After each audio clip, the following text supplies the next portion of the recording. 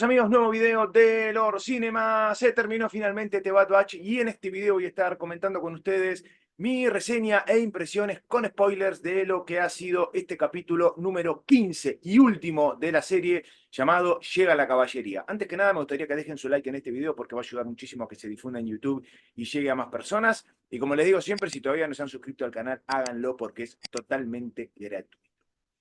Bueno, llegamos al final de Bad Batch, este capítulo que ha sido más largo que el resto, capítulo de casi una hora, y que ha tenido que cerrar varios arcos que se habían abierto, fundamentalmente el rescate de Omega del Monte Tantis y del resto de los clones, y el destino, no solamente del grupo, sino de un montón de otros personajes, pensando en el futuro. A ver, muchas teorías teníamos de qué iba a pasar con la Fuerza Clon 99, si iban a sobrevivir, si iban a morir, si iba a haber un sacrificio tipo Rogue One, ¿no? ¿Qué va a pasar con Omega?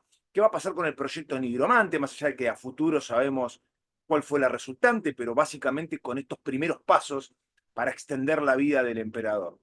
La verdad es que el capítulo en muchos aspectos me sorprendió porque no pasaron muchas cosas de las que yo creía que podían llegar a pasar.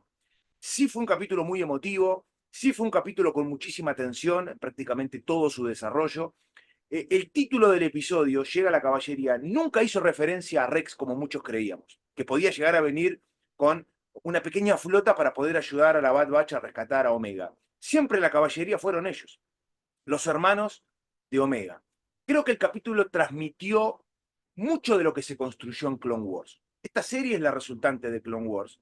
Pero, ¿qué es lo que hizo Clone Wars a diferencia de episodio 2, que fue la que nos presentó a los clones y a los caminoanos y al concepto de clonación por primera vez de ahí hacia adelante? Clone Wars lo que hizo a lo largo de todas sus temporadas, más allá de un montón de momentos históricos, es forjar qué significa ser un clon. Es enseñarnos a nosotros como espectadores y fans qué significa ser un clon y cuál es el significado de un clon con otro clon. Esa hermandad inquebrantable, ¿no? Esa idea, no solamente desde el concepto militar, desde poder ayudarse en una batalla, sino algo que trasciende la guerra entre ellos. Un clon jamás va a dejar atrás a otro clon. Bueno, esto se trasladó una vez finalizada la guerra a esta etapa de la historia de la galaxia, que es la Guerra Civil Galáctica, aunque técnicamente todavía no comenzó, porque la Alianza Rebelde todavía, si bien están o se han dado los primeros pasos, no existe como fuerza todavía que está luchando contra el Imperio. Pero esto es lo que Bad Batch reforzó muchísimo, no solamente en el grupo, sino con Omega. Ustedes fíjense que Omega siempre se refiere, y especialmente en los últimos capítulos, al resto del grupo, a Hunter, a Kroger y a Wrecked como sus hermanos. Una palabra que se utilizó mucho en Clone Wars entre soldados, ¿no? Y que acá ella terminó aprendiéndola, no formando parte de un ejército, pero sí siendo una clon del clon, o por lo menos del envase madre que se utilizó, que fue Jango. De ahí para abajo se ha construido toda una hermandad, un código militar, un código de familia, que esta serie lo ha explotado muchísimo y que en este capítulo me parece que se ha resumido con creces.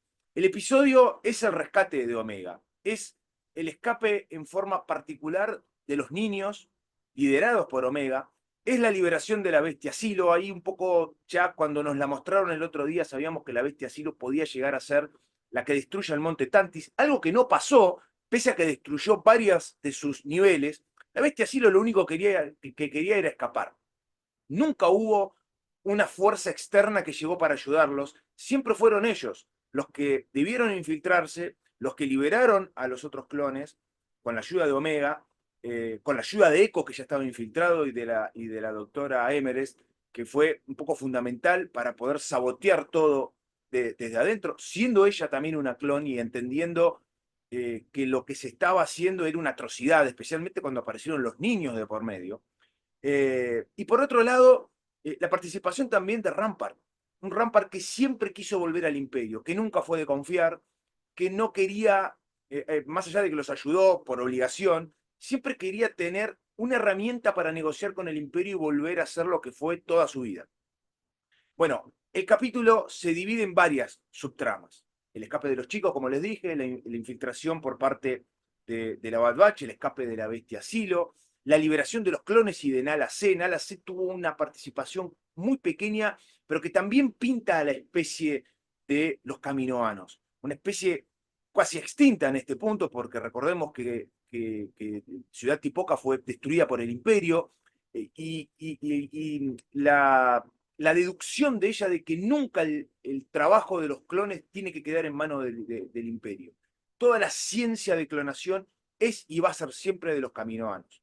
Rampart en ese sentido la siguió, utilizó esa información sabiendo que le podía servir para negociar, pero Nala Se fue la que terminó haciendo una incursión kamikaze, una incursión de no retorno, una misión suicida. Ella y Rampart terminan a través de un detonador térmico muriendo en el centro de datos de Monte Tantis. Nada de la investigación de Hemlock quedó en pie. Al final terminó siendo la única que realizó un ataque suicida. Muchos creíamos que la Bad Batch no iba a sobrevivir. Bueno, la pasaron realmente mal. Pudimos ver a varios de los clones X, estas fuerzas de élite creadas por Hemlock. Nunca nos mostraron el rostro de ninguno de ellos. Han sido siempre anónimos, sabemos que son clones, que fueron reacondicionados, pero nunca los vimos. Algunos podíamos teorizar en varias de las teorías falopas que tiramos que podía ser Tech. Bueno, la figura de Tech siempre estuvo presente, con sus lentes, hasta el final, pero nunca volvió. Nunca se rescató ese cuerpo y fue reacondicionado. Al menos nunca nos lo mostraron. Varios de estos clones X, que fueron 4, yo por ahí cuando eran 4 digo, ¿no serán las versiones de ellos clonadas con material genético que tenían para utilizarlos en contra de ellos? Bueno, no. Los han mostrado, sí, me gustó y me encantó la estética de los uniformes. De hecho, si ustedes prestan atención, uno de esos 4 clones X es bastante más grande, parecía la versión de este comando X de Wrecked. Por eso yo creí que podían llegar a ser la versión mala, entre comillas, de la Bad Batch. Bueno, con vibroespadas, con una especie de boleadoras energéticas. Bueno, se enfrentaron mano a mano no solamente con ellos, sino también con los clones sobrevivientes, que también, aún sabiendo que podían ser libres después de mucho tiempo, priorizaron la seguridad y la lealtad con sus hermanos. Esto es un mensaje que la serie ha bajado y que este capítulo ha reafirmado hasta el final. Los clones han tenido siempre una misión, siempre estuvieron en guerra desde hace décadas, hasta este episodio donde al final todos han podido decidir qué hacer con sus vidas. Ya no tenían una obligación, aunque entre hermanos la obligación siempre existe, y si un clon les pide ayuda, ellos van a ir a ese llamado, van a responder ese llamado, porque es el ADN de ellos, es el código de lealtad que tienen. Y después el capítulo también exploró la presencia de Tarkin. Tarkin ya nos lo habían mostrado. Tarkin, sabemos, es el que se roba los proyectos de los demás. Sabemos que el proyecto de la Estrella de la Muerte está en pie. De hecho, este capítulo deja un mensaje con respecto a lo que va a pasar con los recursos que estaban destinados al Monte Tantis. El personaje a mí de Hemlock me encantó. Es un personaje siniestro, siniestro totalmente. Es el Dr. Mengele de Star Wars. Yo lo dije en varios videos y lo reafirmo. Alguien que lo perdió todo y que se quería llevar a Omega como rehén, ahí también la confianza de Kroger para volver a ser el gran tirador que fue, porque, a ver, la Bad Batch estaba diezmada, Wrecked estaba herido, Kroger está con este síndrome del temblor en la mano, es decir, para un francotirador es lo peor que le puede pasar, pero siempre estuvo esa confianza entre ellos, de moverse como un equipo, de moverse como una familia. Toda la parte de acción me parece que estuvo muy bien. Se manejó muchísimo la tensión. Creo que tuvo más tensión que otra cosa el episodio. En algún punto terminó siendo predecible lo que podía pasar. Yo sinceramente creí que algunos de los integrantes de la Bad Batch podían llegar a morir, o todo el grupo entero. Bueno, no se animaron a hacerlo eso. Los han dejado vivos, a todos. Han vuelto a Pabú con el resto de los clones, con la doctora Hemerest, que un poco va a empezar a enmendar todo el mal que hizo. Y los clones están siendo redistribuidos. En Pabú algunos, en Pantora otros. Sabemos que la senadora Chuchi forma parte de lo que es el primer gran paso de la Alianza Rebelde. Fue un poco la que peleó por los derechos de los clones, que no los tenían, porque siempre dijimos que eran activos militares, lo fueron para la República y mucho más para el Imperio. Sí, obviamente, la figura de Omega con ellos, una vez que se reencuentran, ese abrazo, o sea, hubo muchas cargas emotivas. Yo creo que el capítulo tenía que mostrar eso, sí la presencia de Tarkin y la frase se van a empezar a desviar los fondos de Tantis, que va a ser cerrado por tiempo indeterminado. No sabemos si a futuro el monte Tantis puede ser utilizado para otra cosa, ¿no? No sé si la presencia de Tron, muchos años después, puede llegar a reflotar el monte Tantis para algún tipo de investigación o como depósito de armas, como pasó en el viejo universo expandido. Se debían los fondos para el proyecto Stardust, que es el proyecto de la Estrella de la Muerte, que es lo que Tarkin le terminó robando a Krennic, que lo vimos en Round One, inclusive después de la muerte de Krennic, él se quedó totalmente con el proyecto, y todos esos fondos que iban para poder lograr un clon que inmortalice al emperador, bueno, todos esos fondos van para la Estrella de la Muerte, que a partir de ahora es el gran proyecto de el Imperio. Me parece que en líneas generales todo lo que hemos visto eh, cierra muy bien la historia. Creo que no han quedado cabos sueltos.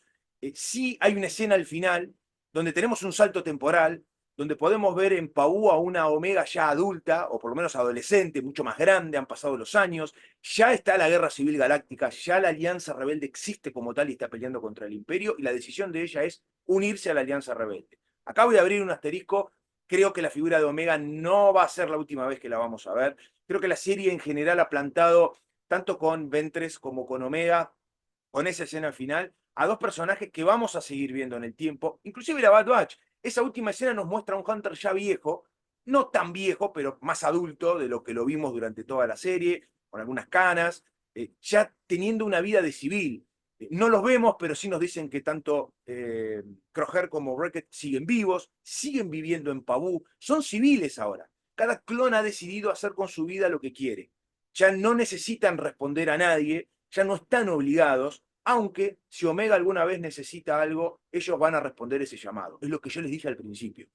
No creo que sea la última vez que los veamos. La versión de Omega bastante parecida a la de la doctora Emmerich, son clones, ¿no? Y ella que ha decidido embarcarse y unirse a la alianza. Por eso digo que a futuro, no sé si en algún producto que transcurra durante la Guerra Civil Galáctica o post caída del Imperio, después de episodio 6, la figura de Omega me parece que puede llegar a ser alguien a la que volvamos a ver.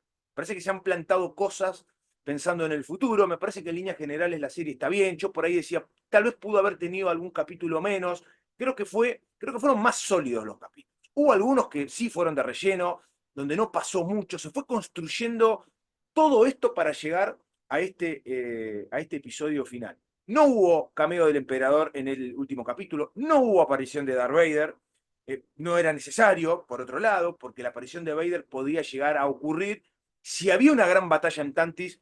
No estuvo Rex con un contingente de clones o con una pequeña flota para ayudarlos. No pasó nada de eso. Nada de eso. Siempre fue entre ellos.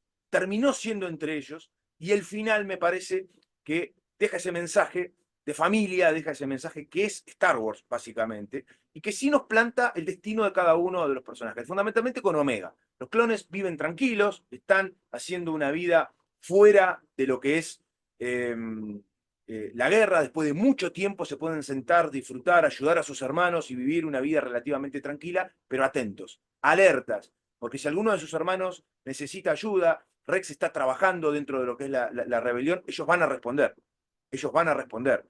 Y otra cosa que quiero decir, cuando Tarkin aparece en Tantis, podemos ver por primera vez un Star Destroyer, escoltado por dos Venators. Ya vemos la primera nave capital del Imperio del Imperio. El resto de los vehículos que hemos visto siguen formando parte de la República. Esto yo lo he mencionado siempre. No hemos tenido la estética imperial en su totalidad, por lo menos en las naves, pero sí vimos un primer Star Destroyer, que ya indica lo que va a venir por parte del Imperio. Me parece que en líneas generales el capítulo cerró bien, la serie ha tenido un cierre, creo yo, redondo, ha dejado puertas abiertas para otras historias. Obviamente no va a ser la última vez que veamos a estos personajes, vamos a ver en qué productos. Me encantaría que comenten qué les pareció este capítulo final, si lo han disfrutado, si están decepcionados, si creían que podía pasar otra cosa, si esperaban la presencia de otros personajes, si creían que la Bad Batch se iba a sacrificar, qué piensan del Dr. Hemlock, de lo que hizo en Ala C. Bueno, Pongan lo que se les ocurra, llenen la caja de comentarios. No se olviden de dejar el like porque es muy importante para que este video se difunda en YouTube y llegue a más personas. Suscríbanse al canal que es totalmente gratuito y nosotros nos estaremos reencontrando mañana, 19:30 hora de Argentina, en el vivo donde vamos a debatir toda esta segunda parte de la temporada y lo que ha sido Bad Batch. Vamos a estar con Cristian Quintana. Los esperamos mañana. Cuídense mucho y que la fuerza los acompañe. Chau.